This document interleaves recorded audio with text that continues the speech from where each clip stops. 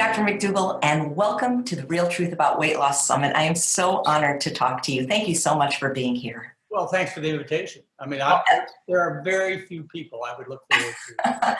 Then I am doubly honored. You have been an icon in the plant-based movement, or just in general, for over 40 years. And one of the phrases that is most associated with you is the fat you eat is the fat you wear. Yet today we have so many people doing these dangerous ketogenic high-fat diets or other low-carb diets, and people still believe that carbs, like even healthy complex carbohydrates like potatoes, rice, and beans, will make them fat. Can you please address this? And also, how did you know the truth over 40 years ago? I don't know. I mean, I'll tell you how I knew the truth, and I don't know why things continue as they are. Just like I don't know why we haven't done the new Green Deal and done something to save this planet. People don't make the right decisions. And ketogenic diet is one way to lose weight. Another way is bariatric surgery. People used to take arsenic. I mean, there are lots of ways to lose weight. But the way the ketogenic diet works is that you eat such a bizarre makeup of components of the food that you make yourself sick. And as a result of being sick, you lose your appetite and you lose weight. But you can only stay sick for a short period of time. I give as my example Dr. Robert Atkins, who I knew and actually debated in the year 2000 in the USDA Great Nutrition Debate. And Robert Atkins was, I would guess, 60 pounds overweight. He was declared obese at his medical examination. And of course, he is the icon of the low carb, high bacon, brie, and butter diet. And I actually did a video with Jeff Nelson, which I think says it all. It says, it talks about my personality, about how direct I am and clear I am. And fearless, I guess, is one word, and another one is crazy. It compares the personal appearances of people who recommend low carb diets with those of us who recommend high carb diets. High carb being potatoes, rice, corn. Low carb being meat and cheese and butter and so on. And you'll see clear evidence of people in the movement, the low carb movement, like Sally Fallon, who's in the Western Price Foundation. I mean, she looks fat and sick, and every time I see her, a public presentation of her, she looks fatter and sicker, and she tells people to eat as much meat as they want. Lauren Cordain, who was the guy that wrote the Paleo Diet. I mean, the guy looks really like he's going to die on stage. And he's ill looking and he's very much overweight. Barry Sears of The Zone. Here's another great example. I was in a debate one time in Boston with Barry Sears, and they dropped my slides. This is back when we had slides. They dropped my slides on the floor. And here I'm in a debate with Barry Sears of The Zone. And I said, Barry, what are we going to do to entertain these people? Well, they put my slideshow back together. And he says, I don't know. I said, well, why don't we take off our shirts and let people see what we're really made of? And he didn't laugh. Some of the audience chuckled, but I found out at that time people go with the underdog. And I made him an underdog, which is unfortunate. But the guy was 60, 80 pounds overweight, Barry Sears.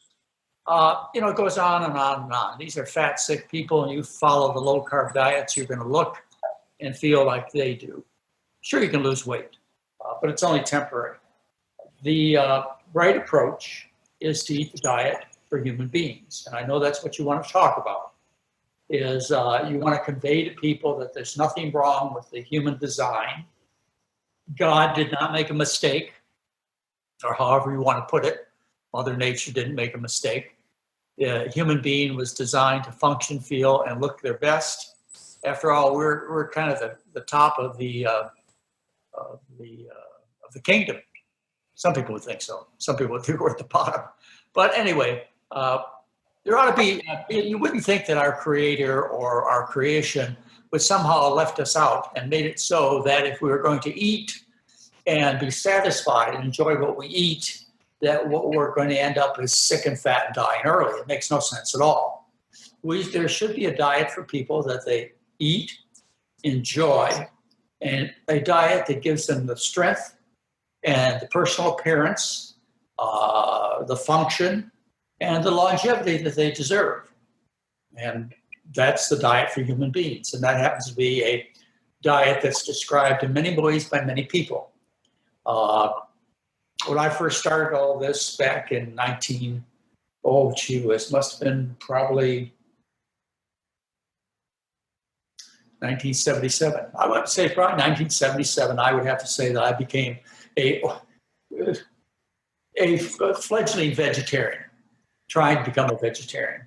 And, things have changed over the years. People have become more aware of vegetarian diets, and that's one way to describe it. And more people identify themselves as vegetarians. The vegetarian diet could be as simple and as unhealthy as the diet that one of my interns used to eat back in 1976. His name was Jeff, and I'm going to give you a fake last name, Jeff Lane, because he lived near where I did in California. And Jeff Lane was an ethical vegetarian, which, by the way, I didn't understand back then. And Jeff wore nylon belts and plastic shoes, really wouldn't hurt a fly. But Jeff Lane was fat and greasy skin and pimples. And he was a vegan. He lived off of potato chips and Coca-Colas. So a vegetarian diet or even a vegan diet doesn't really describe what I think people should think of the human being. The human being, first of all, is a survivor. Let's agree on that. I mean, I have tested the human frame myself over almost 72 years, and the human body will put up with 2 packs of cigarettes a day. I've tested it. It'll put up with half a bottle of whiskey a day. I've tested it. It'll live on hot dogs wrapped in bacon and pepperoni pizza with cheese this thick. I've tested it. I mean, the human being is amazing in what it will survive. But that's not the question that should be on the table. The question that should be on the table for every homemaker who must, take care of the home, chase the children around, for every world-class athlete, for every model who needs to make their personal appearance as attractive as possibly can be to other people. They ought to be asking the question, not what can I survive? I mean, how much can I get away with? How much fat can I eat before the pimples start breaking out? And, how many days of constipation can I put up with before I just give in and can't do my job? You should be asking, how do I look? How do I feel? How do I function my best? And to get the answer to that, you must, whether you finish this conversation happy with what Chef AJ and I have to say or not, you are obliged to yourself as a human being, as a mother, as a father, as a child, as a friend, as a spouse. You're obliged to know what that diet is. You need to know what is the diet of the human being. It's just like if you were going to bring a turtle into your house. You'd ask the pet owner, what does a turtle eat? If you were going to bring a cat in your house, you'd want to know that the cat doesn't live on baked potatoes. You'd want to know what the diet is. And so you've got these loved ones, friends and family, and maybe your love extends to the whole planet Earth. And you want to know how to best preserve everything. And you must ask the diet, what is the diet of the human being? And the diet of the human being has been defined for hundreds of thousands of years. I don't know that people talked about it or what they wrote about it. I know they wrote about it 5,000 years ago. And they recognized, for example, the pharaohs of Egypt were recognized as being aristocrats. And if you look at actually, we just saw the King Tut exhibit here in Portland, Oregon. And on the tomb walls were painted the foods of the pharaohs. And they ate the birds and the cattle and so on, whereas the common person lived on barley and wheat. So they also describe, and they found by doing CAT scans and autopsies of people that were 3,000 years old, 4,000 years old, that were preserved, mummified in various ways, either by intention or by natural means, such as freezing. And what they do is they look at these people through CAT scans and autopsies, and they find that the rich The wealthy have terrible atherosclerosis. They have congenital diseases that are associated with the food the mother eats, like spina bifida. They have gallbladder disease, they're overweight, and so on. And it's been recognized, right, like I say, for thousands of years, that when people eat rich foods, they get sick. That's the problem. The real problem for planet Earth and everything. I mean, we could go to the healthcare system. We could go to your individual medical doctor. We could talk about saving the animals. We could talk about all kinds of things. The solution is identifying what the right diet is for people, so we can turn this around. And that diet, as has been described through thousands of years, is a diet based on starch. And it's very important. Like I started this conversation, and I'll turn it over to you in a second. I started with terminology. Words are very important. And the more specific you can be in the words, the more likely you are for others to understand you. And industry knows that. Food industry knows that, for example. They refer to healthy foods as fruits and vegetables and whole grains. That they do. But when they talk about the unhealthy foods, they don't refer to them as meat and dairy. They talk about them as high saturated fat and high cholesterol foods. And you have no idea what they are as a consumer. If they say that meat and dairy will give you a stroke, heart attack, breast cancer, colon cancer, et cetera, that'd be one thing. But they use terms such as saturated fat and cholesterol, which are only found, by the way, in high amounts, or almost practically in high amounts in animal foods. And they also eliminated, in 1977, they eliminated the word that I've spent the last 40 years focusing on, and that's the word starch. You see, it used to be a time, and this would be in your grandmother or great-grandmother's day, when she would identify Sunday's dinner by the starch that you were having. We're having potatoes or with a little bit of chicken. We're having stew, vegetable stew. A starch used to be a common term used by people before 1977. And then what happened is industry, the food industry, just over what had happened to the tobacco and the alcohol industry, how they had been put in their place by our governing bodies. The food industry, they saw what happened to them, and they said, it's not going to happen to us. It's not going to happen to big food.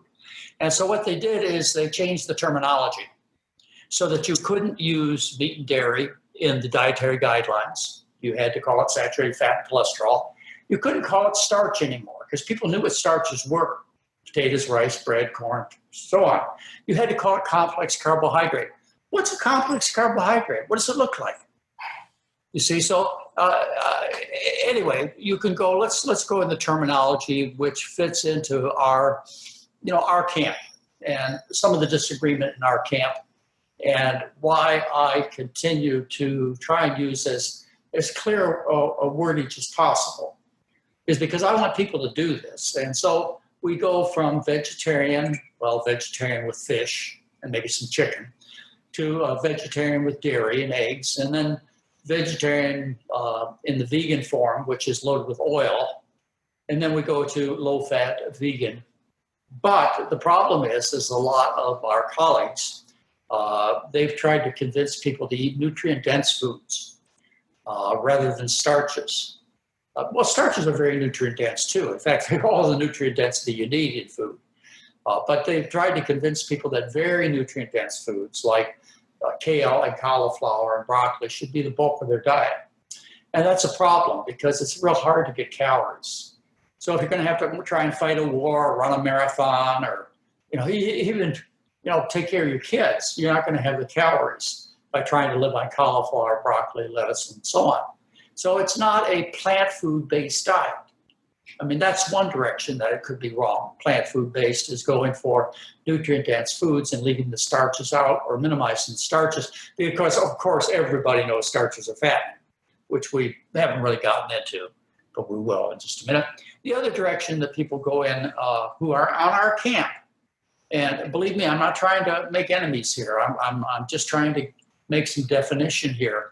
The other direction people go in is once they figure out, and this has happened to some people we could name specifically, once some of the gurus figure out that you can't recommend a diet where you limit starch to a cup a day or beans to a cup a day, and instead feed people unlimited cups of kale and broccoli and cauliflower, etc. When they figure that out, is people are starving to death, and they really are. When you have to eat 11 pounds of cabbage to get enough calories for the day. Once they figure out, these gurus figure out that nobody can sustain such a diet. You've got to have a source of energy. Then what they do, because some of them, because they don't want to admit the truth of 100,000 years, the truth of the Bible, the truth of the scientific literature, the truth of my gurus, etc. They don't want to admit that we are starch eaters. We're starchitarians. We're starchivores. That's the diet of the human being. They tell people that they must get their calories from high-fat plant foods, like nuts and seeds. Well, now you're getting into some very seasonal, very high-calorie foods that are put in hard shells for a reason. These are rich foods. Not that they're unhealthy, they're just very rich. And it's easy for people, particularly those trying to lose weight, to foil their program by becoming a vegan, a pure vegan, a whole food, plant food-based vegan, or whatever you want to call it, and center the diet around nuts. And this is why I've taken the step to say to people, you are a starch eater. Until you understand that you have to get your calories from someplace, and you want to get them from someplace clean, like starch, like everybody has in the past, with few exceptions. And this is what I want you to focus on. Because there are all kinds of people out there with all kinds of messages. And it's easy for you to get confused, even though you have like Chef AJ keeping you on track all the time. She knows the truth and she tries to keep you on track. One of the things that you do is you rely upon your experiences. You've read, you've been to school, I assume. You have traveled a bit, you've watched television, you've seen travel logs, you've seen history travel logs, etc. What you will notice is that, mark my words now, these are very important. All large, successful populations of people throughout all of verifiable human history have obtained the bulk of their calories from starch. I mean, we're talking about, I used to say 10 billion people have walked this earth. I was corrected until I was told it was 100 billion. We're talking about 99.999% of the people who've walked this earth have obtained the bulk of their calories from starches. Not that they were vegans. I mean, people were opportunistic, but meat was unreliable, for a whole variety of reasons. Hard to catch, lack of preserving, etc. Anyway, we've been starch eaters, and the exceptions have been a few people who, and I mean a few, like a few tens of thousands of people who've lived on the extremes of the environment, like the Inuit Eskimo, and a few tribes in South America and in Africa have lived on all meat diets. But these are a handful of people amongst billions and billions of people who live on starch-based diets. And I'm going to turn it over to you, AJ, but I got to give them examples that they can recognize of starch eaters. Think for a moment about the Mayans and Aztecs, Central America. These were known as the people of the corn. They fought battles. They did athletic events. They had children. They survived with cultures that lasted 1,300 years on corn. Go a little further south and see the people in the Andes. They lived on potatoes. They have 400 to 600 different species of potatoes. And that has been their diet. How about in Asia? When I say Asia, you think about rice. Up until 1980, most of Asia, 90% of their diet came from white rice up until 1980. They had no obesity, no type 2 diabetes, none. Virtually no multiple sclerosis, almost no heart disease, prostate cancer, breast cancer, etc. We are starch eaters. Only when we become rich, only as being elevated to the king or the queen or the aristocrat or the priest or the priestess, only when we become rich do we take and give up our natural diet and instead eating secondary sources of the food. We eat the animals that eat the food. We eat the pigs and the cows and the chickens, just like the aristocrats of the past.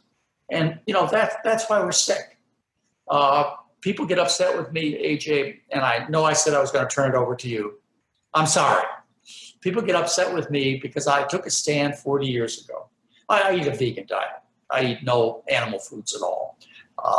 But I've always tried to appeal to the masses. And I didn't want them to believe this was a religion, and I didn't want them getting confused by people who ate an unhealthy vegan diet and ended up fat and sick looking, like so many vegans are. I'd say half the vegans are fat vegans.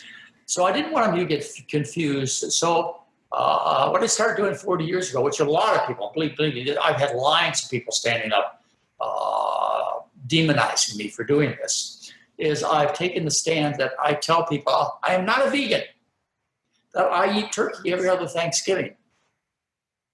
Now, they don't know whether that's true or not. They don't know which Thanksgiving it is, but it's to make a point. This is not a religion. This is a matter of getting 90%. You got to look at your plate, and you should see 90% of the plate. You don't have to measure it. You don't have to count anything. 90% of the plate should be starch, not green and yellow vegetables, but starch like potatoes and rice and corn and sweet potatoes and beans and peas and lentils and breads and pastas. Those are the foods you love. You were designed to eat those. You have special taste buds for starch on the tip of your tongue. And until you understand the importance of starch, you will forever be confused. You will forever be hungry. You will forever be out of control. Even if you're on a vegan diet, a whole food, plant food-based diet, it doesn't describe what you need to do, which is to obtain the bulk of your calories from starch. Whether the rest of your calories come from Snickers bars, well, I think that's an exaggeration. But my point being is that if you had a half a Snickers bar a day, and the rest of your diet was potatoes, rice, and corn, green and yellow vegetables, and some fruits, I can't imagine you would do poorly. The problem is that we have that Snickers bars that I might get for Halloween from my grandkids. We have those we have those treats every day in America, and now Europe, and now China, and now India. Every day, people end up having a holiday for breakfast, lunch, and dinner. They start out with Easter for breakfast. They go on for lunch and dinner with Thanksgiving and Christmas. And every lunchtime, after lunchtime, every night after dinner, they have a birthday party.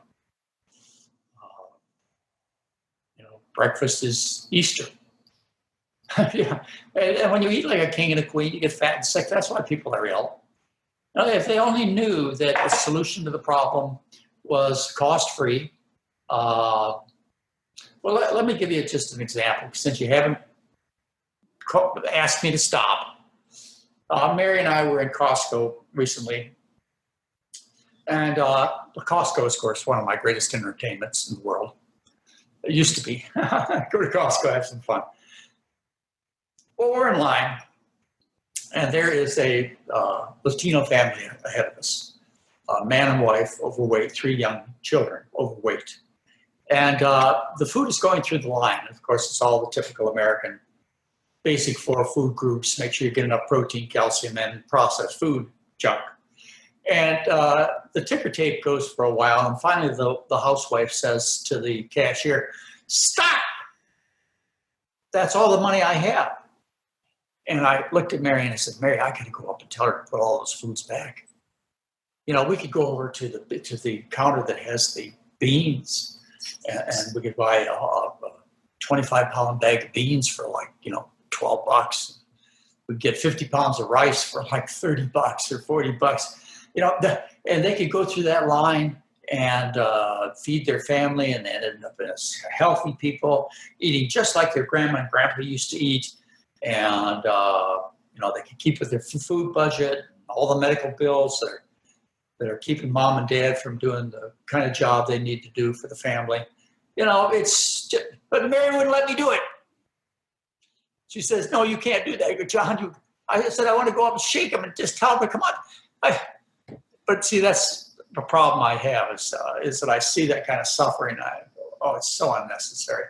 It's just out of ignorance, and the ignorance is created by money, and money is in the hands of the livestock industry, the drug industry, the medical device industry, the hospital industry, the doctor industries. These are the only thriving parts of our economy, are the healthcare system, which is driven by the food industry.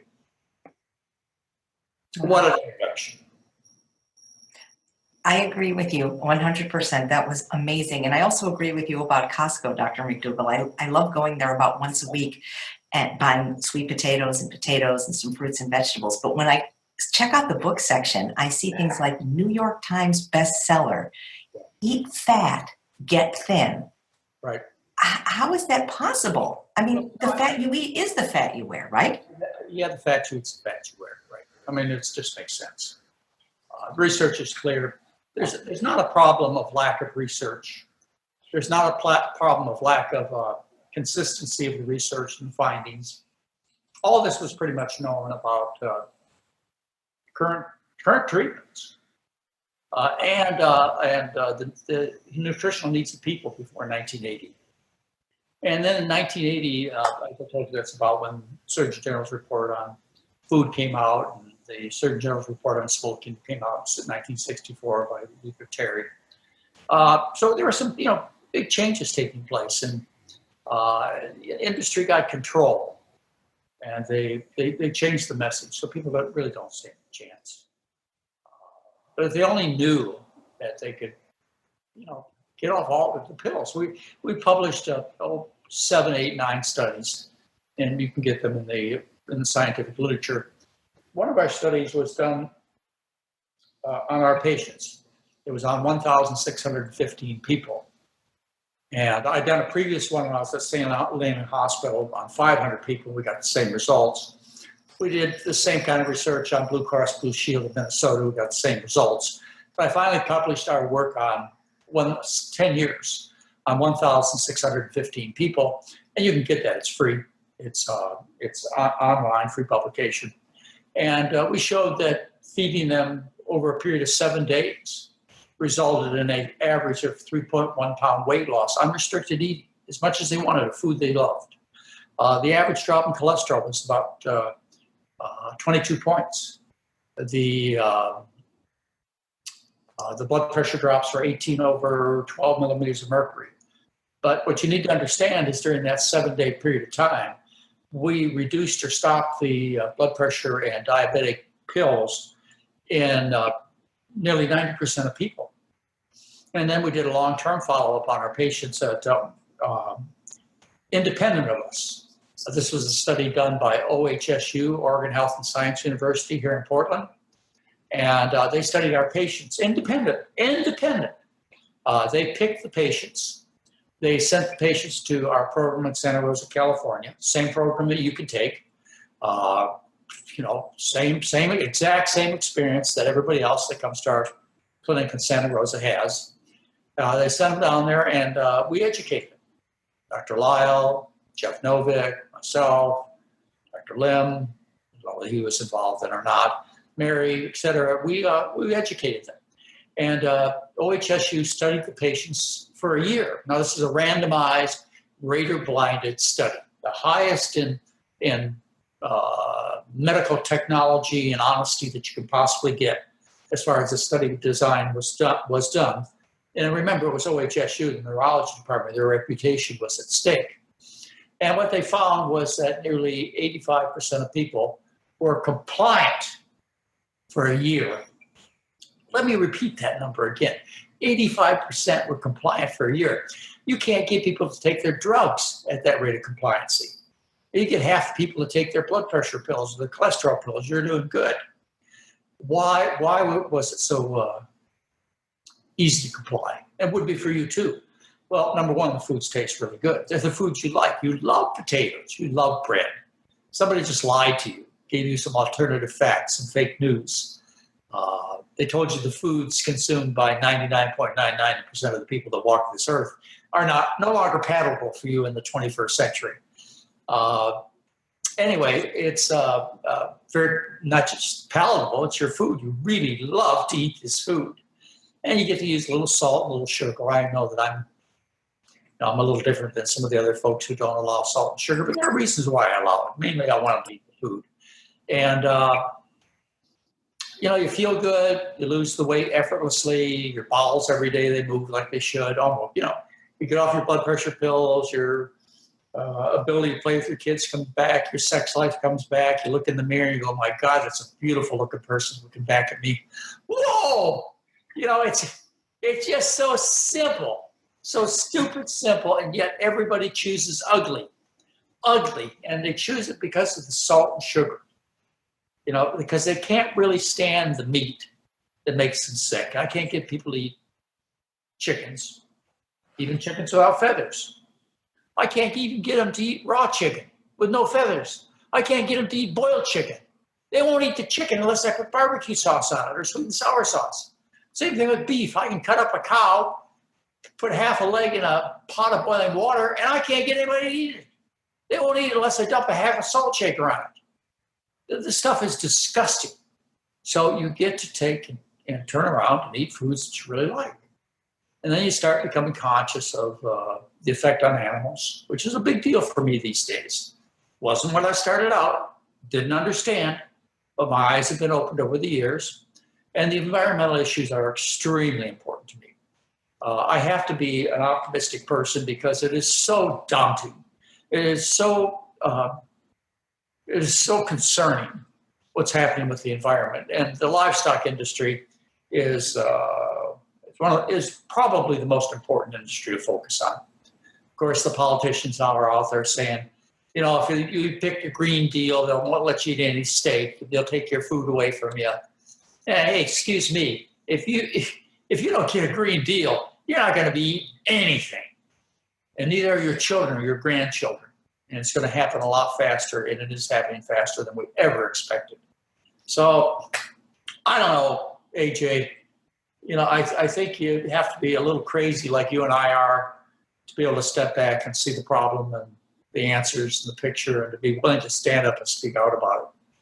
Because there are a lot of people that are willing to die slowly and don't think that they have the power to do anything. And they do. You have the power to do something. First, you must learn the truth. And Chef AJ has been teaching you the truth for years and making it very palatable for you. You must learn the truth. When you start getting your health back, this is an amazing thing. I've been through some periods of time where I've not been as healthy as I could be. And you really appreciate when you get your health back. God, it's just an amazing thing. But a little exercise, a little sunshine, and fixing the food, eating a starch-based diet without the food poisons, which are animal foods and vegetable oils. They're very toxic. Vegetable oils are olive oil, corn oil, safflower oil, etc. And we have the McDougall mobile cookbook app, which has 1,000 recipes for like $5. I think Mary's published nearly 4,000 recipes over our career. We have 13 national best-selling books. We have a website that people go to, drmcdougall.com. Yeah, that's it, drmcdougall.com. You go there and you go, where's the gimmick? Everything's free. They don't even sell me, here's buy monthly webinars. Everything's free. Well, anyway, we have a mission, Mary and I have a mission that we've been working on for, 50 years. We've been together 47. And we've been fully focused for 40 years on food and also saving our patients from unnecessary treatments, which involve cancer screenings, heart surgery, diabetic pill treatments, and so on. I mean, you guys you're being cheated, you're being lied to. And these are human beings that are acting like human beings. This is not a conspiracy. This is just a bunch of people who work for various industries that cause more harm than good, in large part. And they have to put shoes on the kids and pay tuition for the kids and, pay the car payments, et cetera. And they're willing to look at alternative facts and bend the truth and let you and your family die. And, there's so many analogies. If you don't understand the food thing, I look at the oxycodone thing, the opioid thing, and the family that I just heard a news report on how this family basically he made $5 billion getting America hooked on opioids. I'm sure they felt, well, we're making money. We're doing a lot of good. We're helping people with their pain and so on. I'm sure that people who are killing their neighbors and friends and family in the food industry, I know they have their own excuses, even though they are their lies, their excuses, untruths. So we need to get the truth out there first, AJ, and having people like yourself, the folks that you've turned on, the folks that I've had a chance to turn on. We created an army, and I see it. I have to say, I've been told along the way many times that I was ahead of my time, and that was hurtful because I knew I was telling the truth. And I have to say, at times, at a superficial level, I would give up. I never really gave up, ever. But superficially, I would say, well, I've had it. I'm going to give up. But just recently, I'm nearly 72. Just recently, my time has come. We have the Canadian guidelines, dietary guidelines that came out in early 2019, which basically eliminated the meat and dairy industry from proposing and implementing the dietary guidelines. They weren't given a prominent position anymore than the average citizen. And it shows in their guidelines, the Canadian dietary guidelines. They don't push dairy or meat or eggs. They push, you call it a plant food-based diet. I would call it a starch-based diet with fruits and vegetables, saving eggs for Easter, and candy for Valentine's Day. That was good. And then there was the Eat Commission that Lancet put out. Again, this was early January 2019. And the Eat Commission came to the conclusion that if we don't fix the food, we don't have a chance as a planet. And they clearly said it. They clearly said that we should have beef no more than once a week. I'm sure they were compromising at that. And we need to give up beef like it's, I don't know. I mean, there's so many people that have better analogies. If we had an alien force that was going to attack the earth and destroy everything in 12 years, we'd all unite together and do something to save ourselves. Well, we have an alien force that's going to kill us in 12 years. And maybe sooner, maybe later. But we're going to be just as dead. Our children are going to suffer probably more. And we're not doing anything about it. And that still motivates me. I'm still involved in legislation, trying to get legislation passed like I did in California. I'm getting the medical students to learn about human nutrition. They won't. And I've been working for 10 years to try and get medical schools to teach students what people eat, much less dietitians. Good grief. Well, anyway, I'm not going to give up. In fact, in some ways, I'm going to be working harder. And in some ways, I feel like I'm no longer ahead of my time, AJ. And I think you're a good example of a very intelligent person who certainly learned a lot of lessons along the way. And now you know the truth, and nobody's going to convince you otherwise. Once you have your eyes open, once you see, you might, I don't know. We haven't really discussed this, any differences we have, but there may be some little minor details that people focus on. But once you see the picture that people are being sickened by rich food that has sickened people for tens of thousands of years, it's just that half the world now can eat like a king and a queen.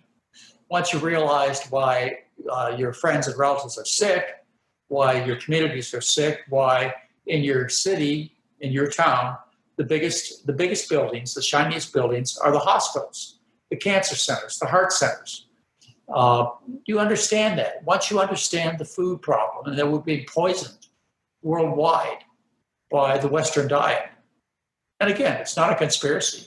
It's just the meat and dairy and, chicken industries and fish industries going out there and doing their job and making enough money to keep their kids fed, et cetera. The unfortunate thing is that it's doomed ourselves.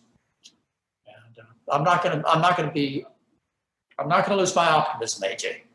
I just can't do it. It's too hard to become pessimistic.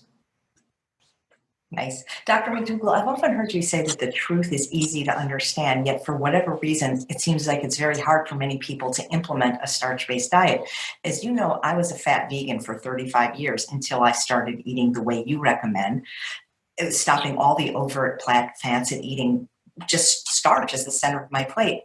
And you had mentioned that there are some diets, even plant-based diets, where they completely eliminate starch or limit it to a half a cup to a cup a day. And you've also said that no starch, no satiety, that starch is to the hunger drive what oxygen is to the breathing drive. I eat about 3 to 4 pounds of starch a day, 3 to 4 pounds of potatoes. I can't imagine eating a half a cup or a cup a day. I just can't imagine that. Yet so many people in the plant-based movement are worried that if they don't add plant fats like tahini or nuts at every meal, that they won't absorb the micronutrients in their green, or they'll get heart disease or dementia. What do you say to that? Well, you just have to look at science. I've been looking at science for half a century. And I used to have a huge collection of science, but I can still put my hands on it. And there's never been a case of fatty acid deficiency on any natural diet. It doesn't exist. There's plenty of fat in plants for absorption of all nutrients. This particular study they're talking about is based on absorbing nutrients with oil salad dressings. And you can find it on my website if you go to drmcdougall.com. Go to the search engine and you add vegetable oil and vitamins. It'll take you to an article I wrote about this study that people keep quoting. It was a lousy, rather insignificant study that was done probably 20 years ago. And showing that more nutrients were absorbed with a fatty salad dressing. Well, once you have enough is enough. I mean, if you have a car that requires 6 spark plugs because you have 6 cylinders, you decide to put 12 in, 12 spark plugs, it's likely not going to go any better. If you got enough vitamin beta carotene and vitamin C and et cetera, adding more really creates problems, imbalances, and so on. Nature balanced it right in the first place. Yeah, absolutely. So, unfortunately, as you know, you said the thing I'm best known for is the statement, the fat you eat is the fat you wear. I think there are a few others that I would like to be known for, and one is people love to hear good news about their bad habits. And I know that. I mean, as a sinner for most of my 70 years of life, I've fallen into that trap too. But we can get over it. It's possible, particularly if it's important enough for you. And what you have to do is, first of all, you must know there's a way out.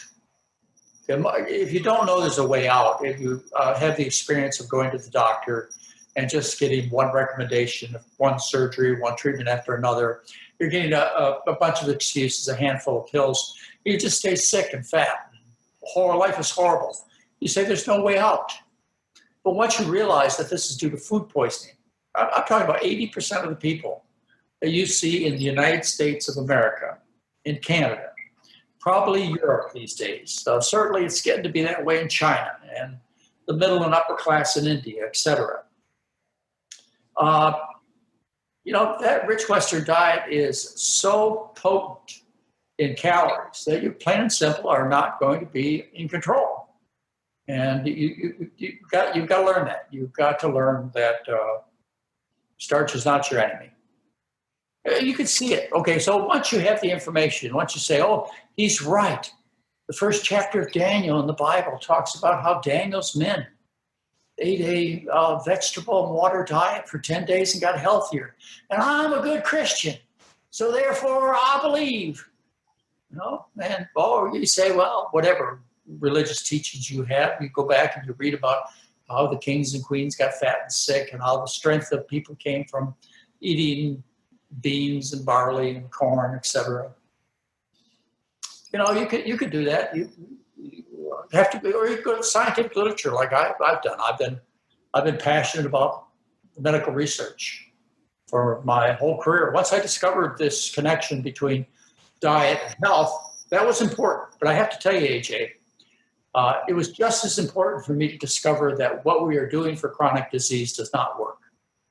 And people have criticized me over the years, and we're looking at 40 years of diet therapy only. That's what I've done, and I got into medicine back in 1968. So we're looking at more than a half a century of me being in the medical business. And anyway, it was most important for me as a young doctor to realize what I was doing didn't work. Because it worked. I mean, if we could give a pill and people with clogged arteries would get well, why bother changing their diet? Just take a pill with a pork chop. But once you figure out after you see enough patients, and I've seen over 10,000 people in my career, I have physically touched and talked to over 10,000 people. After a while, after the first few thousand, and you find out that all of the efforts that you put in and the patient put in are not working, you come to the conclusion that what we're being taught to do for chronic disease doesn't work. For acute problems, it works, like lacerations and broken bones and infections and acute heart attacks and things like that. But for chronic illnesses, it doesn't work. And once you discover that, then you stop making excuses and blaming the patient. Or like I did, blame myself. I thought I was a terrible doctor because my patients never got better. And once you find out that the medical business, this was half a century ago. It's just as bad, if not worse now. It's probably worse, except that there is a larger segment of medical people and dietetic people who know the truth about food. And there was nobody back then. It was hardly anybody. There was myself and Predican and Burkett, Royce Swank, and James Anderson, a few other famous people. So anyway, and then you start looking around for what does work. And pretty soon you, as a person of history, as a person of geography, as a person of faith, whatever, as a medical person, as a researcher, whatever, you finally look at the evidence. And what you find out is that the evidence is crystal clear. It is not ambiguous. It's only made ambiguous by those who want to take and distort the research to their advantage. And these be vested interests, people who have conflicts of interest, which, by the way, these days, they're getting caught a lot. If you look at the research publications of the New England Journal of Medicine, JAMA, et cetera, they're outing a lot of the researchers, particularly in cancer research, that work for the cancer drug companies.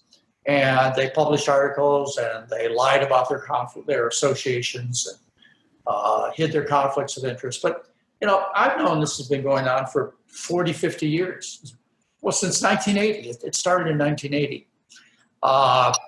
So, I don't know how everybody else has missed such obvious things that it says funded by Kraft Food or funded by, Bayer Drug Company. I don't know how my colleagues have missed this. I mean, there are some that haven't. There are a few that haven't. But good grief, we took an oath to take care of our patients, to do no harm. That's what I swore to. And yet we have stood by doctors, almost unanimously, and let the drug companies do things that are dishonest.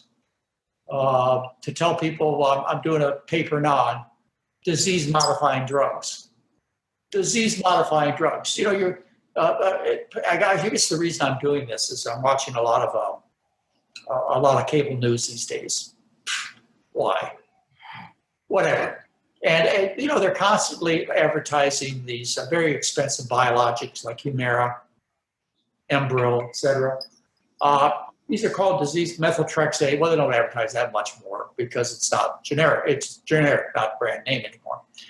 But anyway, they have these disease-modifying drugs out there. Well, the patient is told that these drugs will stop the progression of their joint disease. And that's just not true. They're lied to. It's the same thing with the multiple sclerosis people. Here at Oregon Health and Science University, the neurology department, they have a whole department, very famous department here. This is where we did our study on diet and multiple sclerosis. And we did that study almost 10 years ago, and they saw miraculous changes in their MS patients. Yet they still continue to prescribe drugs that have been clearly shown not to result in long-term benefits. Short-term secondary benefits, yes, but not death and eventual disability. And I had a meeting with them, and I said, look, guys and gals, I said, you can push drugs. And by the way, I told them I said cost $75,000 a year, and I was corrected. I was told it cost $100,000 to $135,000 a year for the drugs. You can continue to push drugs that you know don't work. I mean, these are men and women I've worked with at Oregon Health and Science University. We did a study on a randomized controlled trial that we published in a medical journal, their medical journal. And these people have seen folks with multiple sclerosis dramatically change their lives. And, the examples I could give you would be many, but you could read them on our website under Star McDougallers. Karen Cooper, read about her. Anyway, so what I encourage you to do is to start learning as much as you can about all the treatments you're getting. And my website's a good place to go. You use the search engine and you learn about blood pressure, diabetes, etc. And then start learning about the food and talk to your doctors and tell them, look, I'm getting off these diabetic pills. I'm getting off these blood pressure pills. I want my life back. I want my health back. I've discovered the problem. Look at AJ's work. Or look at, anyway, Dr. McDougall, Dr. Campbell, Dr. Esselston. I mean, these men are very sincere. And don't dismiss me by, well, whatever you're doing, keep doing it. That's the doctors do. My patients with rheumatoid arthritis, et cetera, come in. The doctor says, well, George, whatever you're doing, just keep doing it. Next. And the next 7-minute visit starts, and the patient takes the drugs and, gets the excuses, et cetera. So, okay. Dr. McDougall, what's the real truth about weight loss? Well,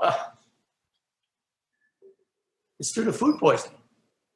The truth about weight loss is that people naturally are a certain weight. It happens to be a fairly trim weight, even if they don't exercise. I give as evidence the fact that there were 2 billion Asians back before 1980 who lived on a diet of 90% rice, white rice, by the way.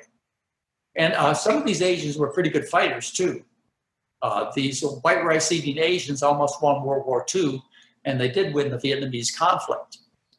So you've got populations of people that, I'm old enough to remember, where you would have 1 billion people or 2 billion people, and nobody is fat at all. And once you change the source of calories, then you lose that immunity to poor health and obesity. It's not a matter of changing your appetite or having willpower. It's not a matter of bad luck or God hates you or your stomach is designed too big. It's just a matter of the food source. It always happens. So I've asked, again, some of my colleagues, and I don't mean to disparage any of my colleagues, but, some of them are into things like exercise and meditation and so on. And the question that I've asked them as I do interviews with them is, well, okay, you believe so much in, not that it's not important to exercise, it is. And not that it's not important to have good thoughts, it is. But unfortunately, focusing on these things, which we call lifestyle, exercise and meditation, these are lifestyle. We talk about diet and lifestyle, and people go, well, heck, I'm going to do the lifestyle part. And they don't focus on the diet part. Well, anyway, I've asked some of my friends, colleagues, well, would your diet, if you took somebody who was fat and sick and diabetic and on diabetic pills and blood pressure pills, et cetera, and you put them in a prisoner of war camp where you must have tremendous stress And I'm sure I've seen the marching that goes on. You must have tremendous physical activity, or you sit in a cell all day long. And they feed you a diet of rice and some vegetables. How often do you think people wouldn't lose weight and get healthy and get off their pills? The answer is always. See, so not that these things aren't important. They are. They're crucial. Sunshine, walking around a bit, getting a little exercise. It's the food. And you can't let things distract you like gluten-free diets or GMO contaminated food. It's the animal food industry that's destroying you and the community and the planet. Well, if you want to look, feel, and function your best, you must figure out what a human being eats. How do you do that? Well, I told you. Look at history. Look at geography. Look at religion. Look at the scientific research. Scientific research is not inconsistent. We didn't go into the details about, how starch satisfies your appetite, how it's bulky, and all the things. But they can read that. Go to my website, drmcdougall.com. Pretty much everything's free, including articles about people who are passionate about their personal appearance, eat a starch-based diet. So if you're passionate about your appearance, you'll eat starch. And if you're passionate about the world, you eat starch. And you'll get out there and whatever talent you'll have, you'll share with the world and try and make this a better place. I think so. Thank you, AJ. Well, thank you, Dr. McDougall, for making the truth easy to understand and explaining that the real truth about weight loss is that it's the food. It's always been the food. It always will be the food. And our food is starch. It's an honor, a pleasure, and a privilege talking to you.